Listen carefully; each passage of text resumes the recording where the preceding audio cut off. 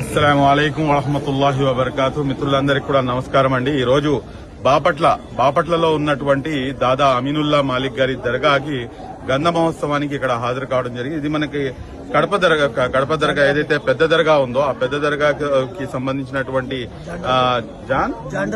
జాండ్రాపేట్ కి సంబంధించినటువంటి దర్గా ఇది.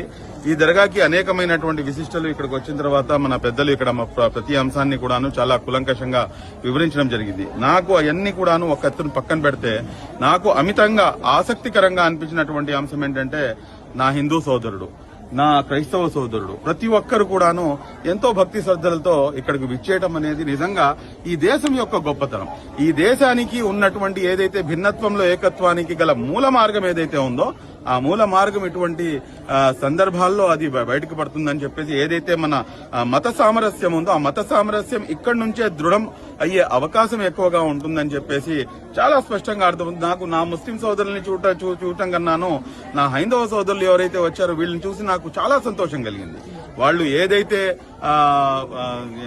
ఇది తీసుకుని వాళ్ళందరూ కూడా ఇక్కడికి విచ్చేశారో ఆ భగవంతుడు, ఆ అపార కృపాసుడు అయినటువంటి భగవంతుడు వీళ్ళందరి యొక్క ఏదైతే కోరికలు ఉన్నాయో వాటన్నింటినీ కూడాను పూర్తి చేయాలని చెప్పేసి, వాళ్ళకి సన్మార్గం ప్రసాదించాలని చెప్పేసి, రుజుమార్గం ప్రసాదించాలని చెప్పేసి మనస్ఫూర్తిగా కోరుకుంటూ ఈ రోజు కడప అమీన్పీర్ దర్గా గురించి ఒక విశిష్టత ఉంది. ఆ అమీన్పీర్ దర్గా విశిష్టత ఏంటంటే నేను నాలాంటి ఒక సామాన్య వ్యక్తి ఉర్దూ అకాడమీ చైర్మన్ గా నేను మాట్లాడటం కన్నాను మొన్న జరిగినటువంటి కడప మన ఒక పెద్ద కార్యక్రమంలో గౌరవ ముఖ్యమంత్రి వర్యులు మాన్యశ్రీ శ్రీ నారా చంద్రబాబు నాయుడు సైతం కూడాను ఆయన చాలా స్పష్టంగా కడప అమీన్పీర్ దర్గా మన రాష్ట్రంలో అనేకమైనటువంటి ఏదైతే మన ఏమంటారు ప్రార్థనా మందిరాలు ఉన్నాయో అందులో నుంచి ఇది ఒక విశిష్టత కలిగినటువంటి ప్రార్థనా మందిరం అని చెప్పేసి ఆయనే ఎంతగానో కొనియాడారు. కాబట్టి మన ఆంధ్ర రాష్ట్రానికి అమీన్పేట్ దర్గా అనేది ఒక తలమానికం లాంటిది.